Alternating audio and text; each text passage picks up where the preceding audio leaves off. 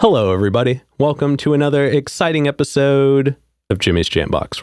We're back at it again, and we're going to get on into it. But before we do, as always, please make sure to like, subscribe, push all the buttons, do all the things. You know, I don't know where they are, but you do, and I trust you. With that being said, here's a quick word from our sponsor. Organic herbs and botanicals, skincare and edibles, wellness for body and mind. The Brothers Apothecary. Fine teas and remedies. All right, thank you all so much for watching. Again, shout out The Brothers Apothecary. Make sure to click the link below and go check them out. I guarantee you're going to like it. And make sure to use code JamBox for 20% off and a free gift. And with that being said, let's go ahead and get on into it. Here is today's guest. Hello, it's NumbaOneStunna. Hello. Thank you so much for joining us. Why don't you tell us a little bit about, who you are, where you're from, what you do, give us that Tinder profile of your involvement with music.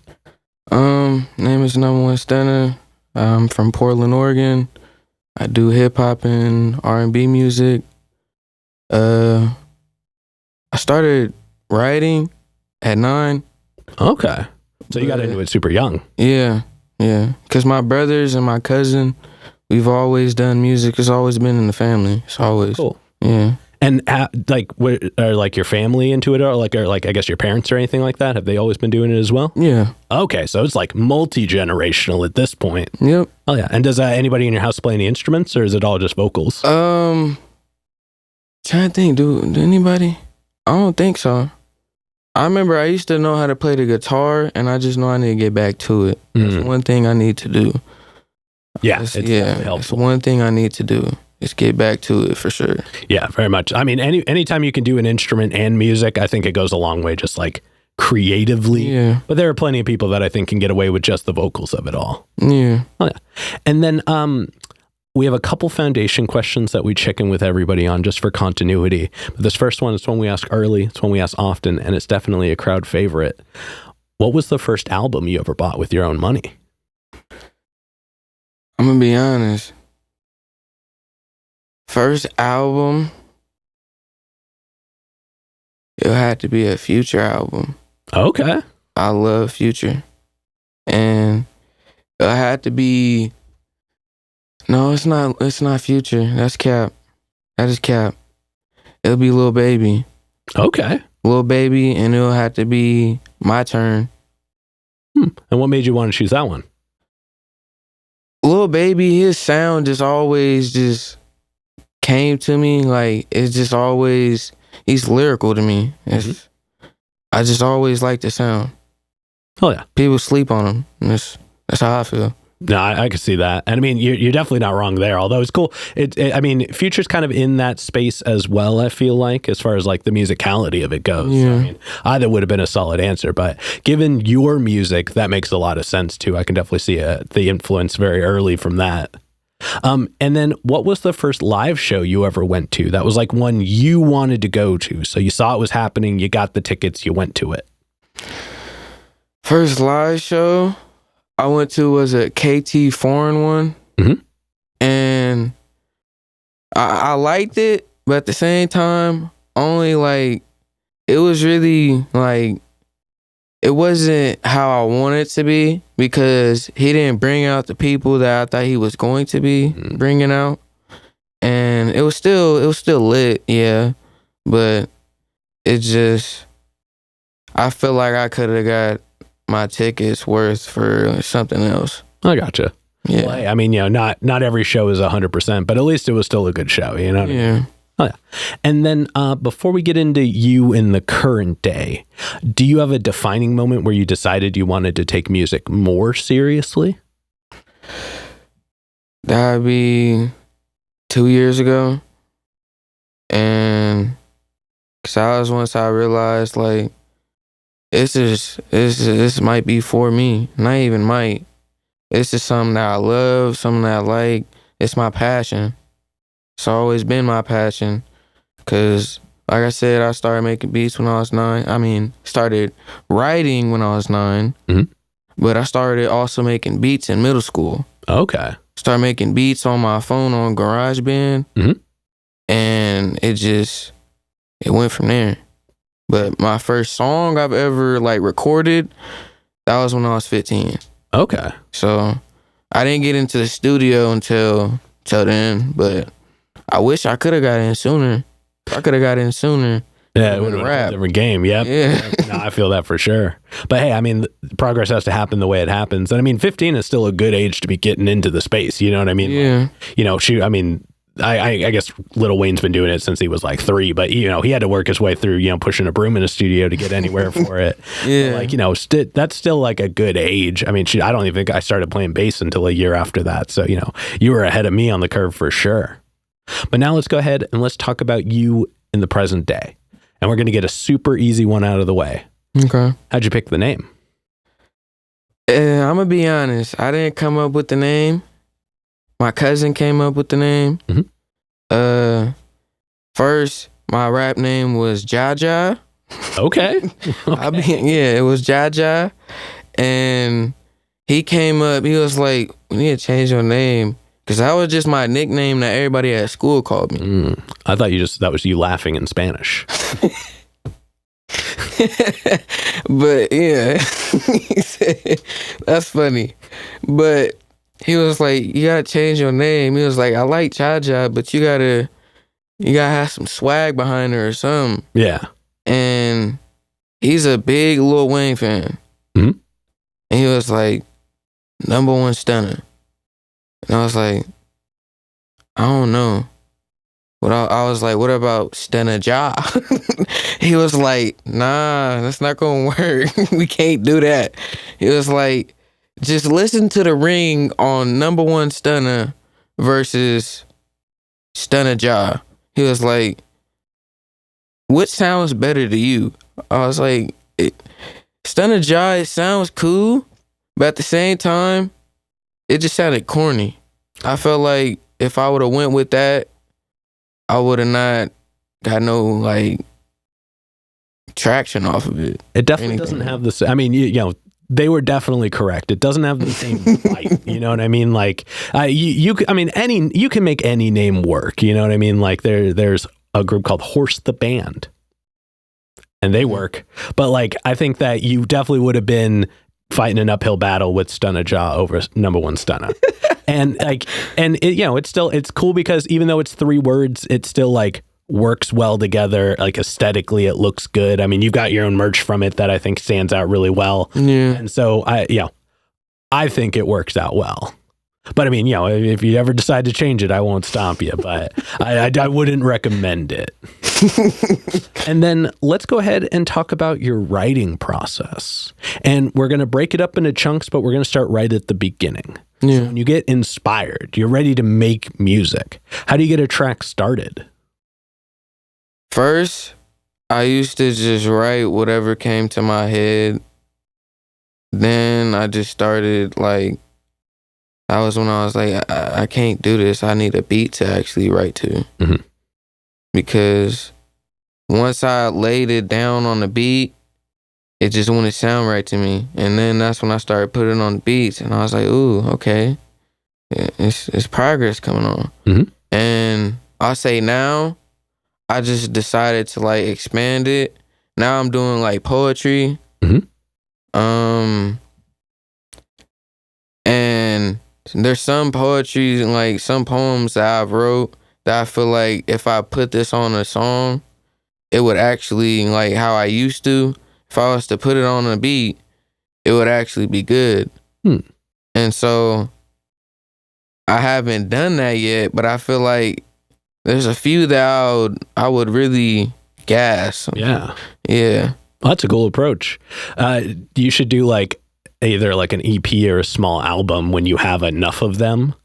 and like come up with some kind of like play on the word poetry or something that has to do with poems. Like that would be a cool like I'm gonna use that. Yeah, and like even you could perform it live without the beats and then like use that as like a separate cut, you know what I mean?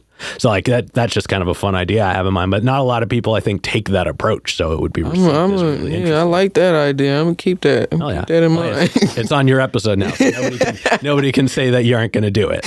But no, but I think that's a really interesting approach, and I noticed that you do make a handful of your own beats as well. How do you go about deciding like when you want to do your own beat versus like when you get a beat from someone else? That's the thing, deciding wise, sometimes I just get lazy and be like, maybe I just, let me just get a beat from somebody else because I'm just not feeling it right now. Because beats low-key take so long. They do. Like, and I got lazy, and sometimes like, I'll be like, let me just make a beat, get it over with. And maybe it'll take a day, 2, maybe even a week. And I just feel like if I would push myself harder, then it'll be more tracks out there that I have my own beats on. Yeah.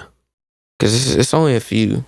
It's only a few. I mean, I'll be honest, at least when I was doing music full time, it's hard for me to make my own music and then make like lyrics over my own music because like my head exists too much in the process. Yeah. So like anybody who can take the time to make a beat themselves and then do something over it, I've got a lot of respect for, because that is just not where my brain lives.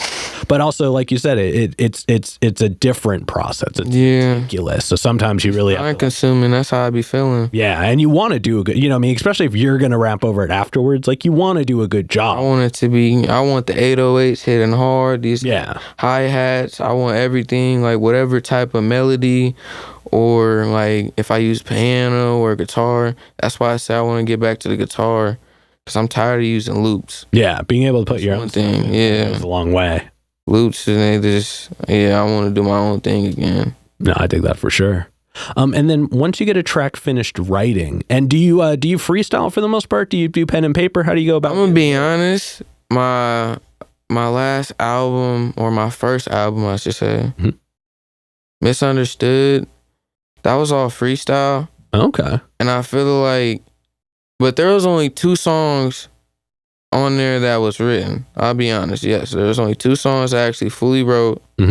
And after that, I feel like I could have did better, because I have this next album coming out. Okay. It's called Only the Strongest Survive. And it's going to be all written. It's going to be all gas, no breaks. Okay, hell yeah.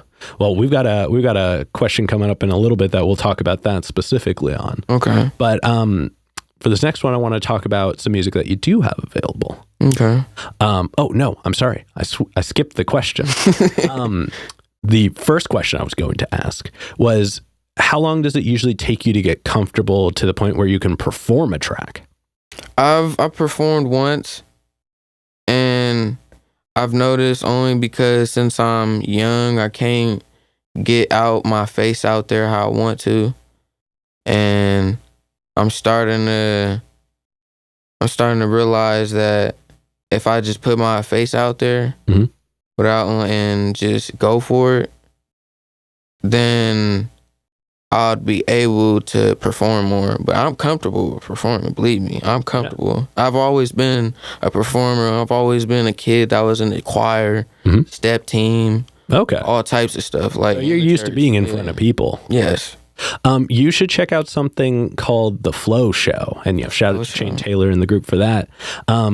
They have this thing where they like put on new artists. Like one of their main focuses is if you haven't been on a Flow Show before, you're going to be on the Flow Show. Oh yeah, I'm gonna tap in. Yeah, and they're super accepting. They've always have like a really good space to do it in. So that's something you should check out just if you want to get out there sooner. They usually do something every month. But yeah, no, I think performing in general, especially if you're comfortable with it, because usually I have to like recommend people get out there because that's the only way to get used to it so you can do it. it. But if you're already good at it, you should do it while you're young, just so you can work out the kinks on like structuring your music around performance. Because that I think is something that it just takes time to do, like learning where to put the breaths in, where to like stand when you're doing certain things, what songs you can get extra energetic over.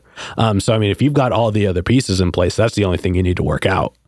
And I mean, I was checking out your music, and now we'll get into it. And you've got a pretty healthy catalog. I mean, your music on Spotify goes back to 2022. You've got a handful of tracks out, and like you have been releasing stuff since then. And your sound is really, it's very present. It's very enunciated, which I appreciated. Like you still have auto-tune, but it's easy to understand what you're saying. And your ad-libs are sparse. They're not just like dense layers of the same thing pitched differently. You know what I mean? So like it makes your music have like dynamics, and you add dynamics and a little bit of grit even in some of your tracks, which I really appreciated. And I mean, your most recent track, which is I Don't Know Why, definitely a good example of that, you know? Like, but I usually do this bit where I pick out a track, and I had to pick out two because the first one I picked out I felt was too deep a cut, but it was Trust.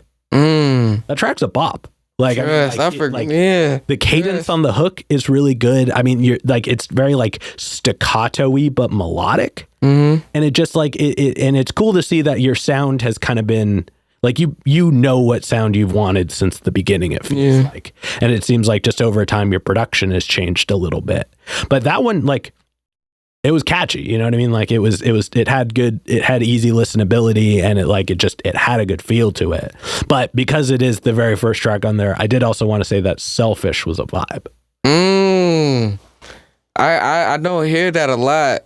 That's actually, I'm not gonna lie, Selfish, that's one of my number one favorites. Like that, it's not number one.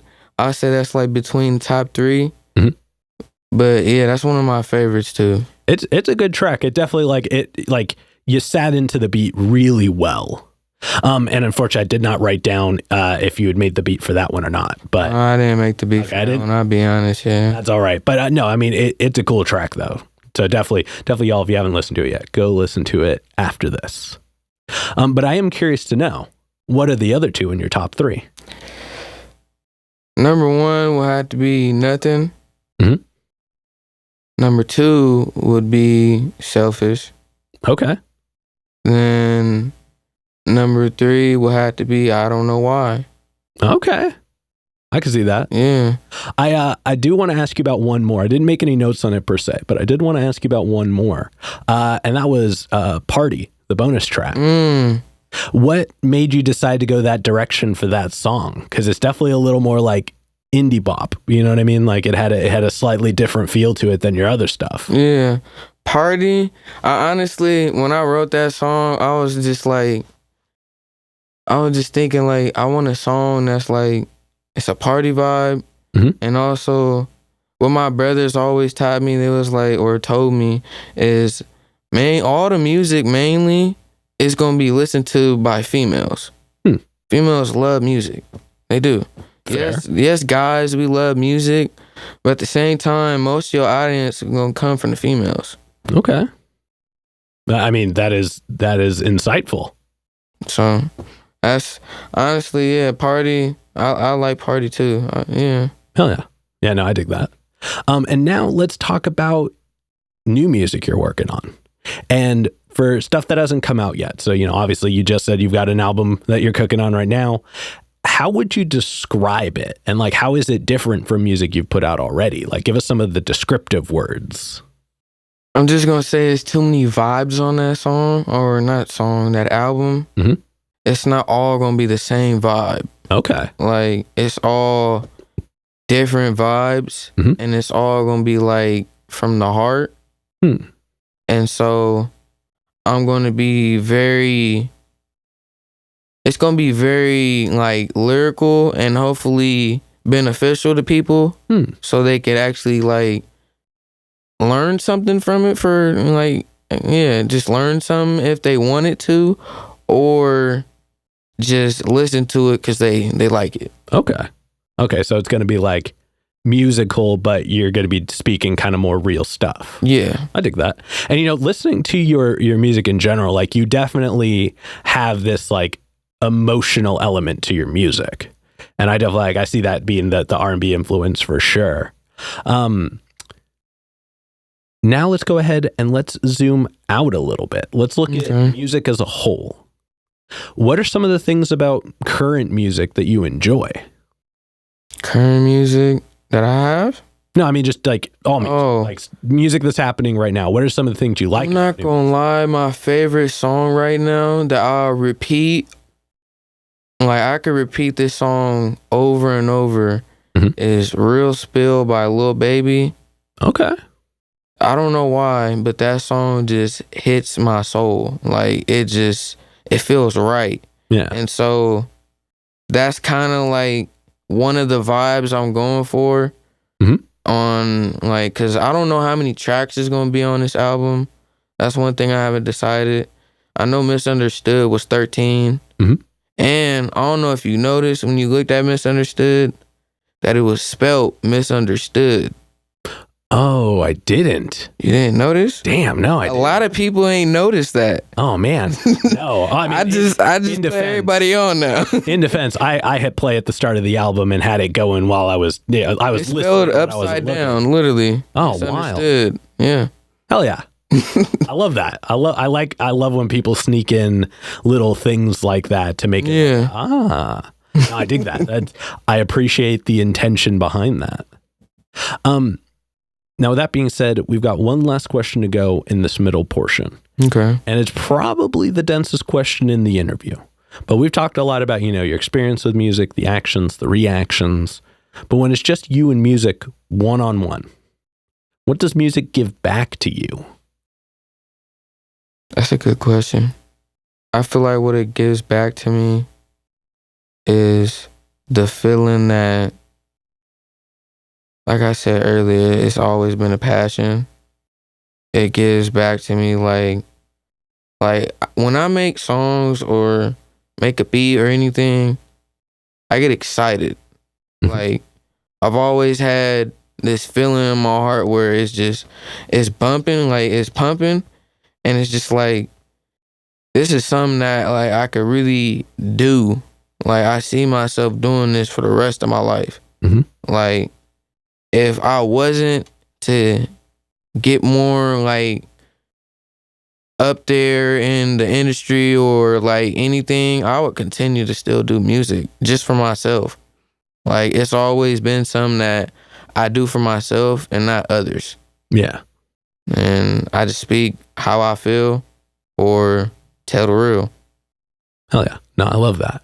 I mean, music I think should come from, it should be for yourself first, you know what I mean? Like, and I think if you're honest with your music to yourself, people will resonate with that because people, game recognize game, as they say. And so, if you're real with yourself, everybody else is going to feel that as well. Yeah. So I dig that.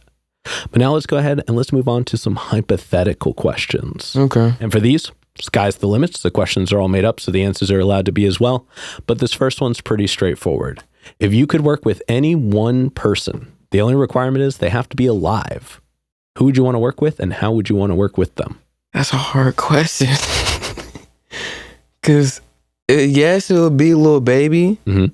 But at the same time, I just feel like I could get a slap with Future. Okay. Like, I'm stuck between those two. So, but if I had to pick one, it'll be Lil Baby for sure. Okay, yeah, I kind of had a feeling that was that. Have you, what are your thoughts on Future's new album? Future's new album, I ain't gonna lie, I be at work slapping it. Like, it's in the playlist. Yeah. It's like the whole album is in the playlist and the deluxe. It's in the playlist. I'll slap every song. My favorite song off the album will either be Running Out of Time or Ice Attack. Okay. Oh yeah. Yeah. No, I mean, I've always been kind of up and down on Future in general, like just because my music kind of touches a lot of spaces, but I really like the new album. Like I'm kind of the same as you. When I put it on from cover to cover because it's just like it's put together well. Also, Metro Boomin just snapped on it. You know what I mean? Or no, it's one more song. Sorry, Claustrophobic. Okay. That one hits too. Yeah. Sorry. Yeah. Hell yeah. No, I dig that for sure. But getting back to the hypothetical questions, if you could work, or is there a local artist that you're aware of that you haven't gotten to connect with yet, but you would like to? Local artist, I'd say, you ever heard of Swiggle? Hell yeah. Shout out to Mandela. He's been on the show before. Swiggle. He's also done music with my brother, Gambit Sinatra. So he knows who I am. Mm-hmm. I need to make a song with him. I need to do something. Oh yeah. Well, hey, everybody, you know what to do. Add him in the comments. Let's see if we can make that happen. And then for this next question, like I said before, sky's the limit, and it's pretty literal in this sense. But if you could perform anywhere in the world, and you wouldn't have to worry about crowd access or building stability or power, it's guaranteed the best lineup, guaranteed the best show, and it doesn't have to be a venue. It can be anywhere. Where would you want to perform? Atlanta. Okay.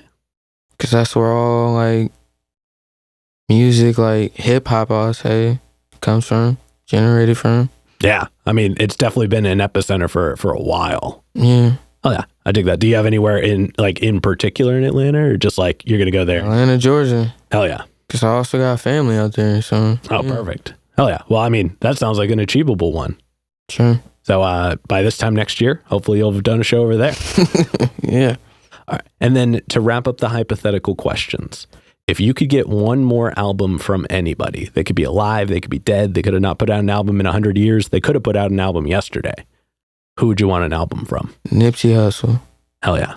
Nipsey Hussle. Hell yeah. That has been the answer as of late, and I really appreciate that.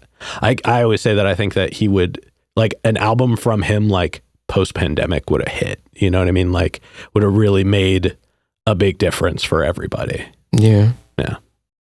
All right, but with that being said, we're going to go ahead and start wrapping this up. What can we look forward to between, let's say, now and November? Now in November, I say it's going to be a lot. This album first, and I say it's going to be a bunch of features I want to drop before. Okay. Just to get some more traction. Like you featuring on other people's songs? Or like you're going to put out... Okay. Yeah. Then I'm going to keep on dropping singles until then. Mm-hmm. And then I need to drop some more videos because I only got one video out right now. I need to do more. I feel like I've been slacking lately. I done got too comfortable. Fair. So, yeah. Oh, yeah. Well, we're definitely looking forward to that. For this next part, go ahead and look straight at the camera. Tell everybody how they can find you. You can find me on Instagram. My Instagram name is Forever Stunna. Forever Stunna, I should say. And I got a TikTok account. It's the same. No, it's the same name. And that's really all I be on. You can also find me on YouTube. See my video. It's Stunna than nothing. I say that's really it. I need to put more music out there for y'all. Hell yeah. And, it'll be on the screen there as well, as y'all can click the link down in the bio there. And then any other plugs, any other shout outs, anybody else you want to put on while you're on here? Shout out to my brothers, Gambit Sinatra, Bishop Luciano, Hustle Raymond, and my cousin Bon Wavy. Hell yeah. All right. And that being said, we've got one last question to go. But before we do, I'm going to steal the camera for just a second. As always, y'all, please make sure to like, subscribe, push all the buttons, do all the things. I don't know where they are, but you do, and I trust you. And one more shout out to the Brothers Apothecary. Make sure to click the link below and go check them out. Guarantee you're going to like it. Don't forget to use code JamBox for 20% off and a free gift. And with that being said, the final question. And this is entirely up to your interpretation. But what is an album you feel is more on the obscure side? So it's a deep cut. It's one you think not a lot of people would know, but it's one you think everybody should know. That is a good question. I'd have to say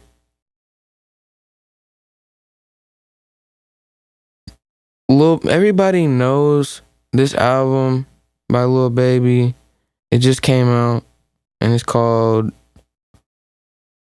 "It's Only Me" or something like that. I don't remember exactly, but I just feel like that album is really slept on. Like I said, that's where Real Spill is off of, and I just feel like it needs to be listened to more. Yeah. Well, y'all definitely go check it out after you check out his music. Of course. But that being said, we're going to go ahead and get up on out of here, dude. Thank you so much for joining us today. No problem. And this has been another exciting episode of Jimmy's JamBox. I'm Jimmy. It's NumbaOneStunna. You know where to find me. And we're signing off. Later, y'all. That's a wrap. This is not a podcast. This is a show.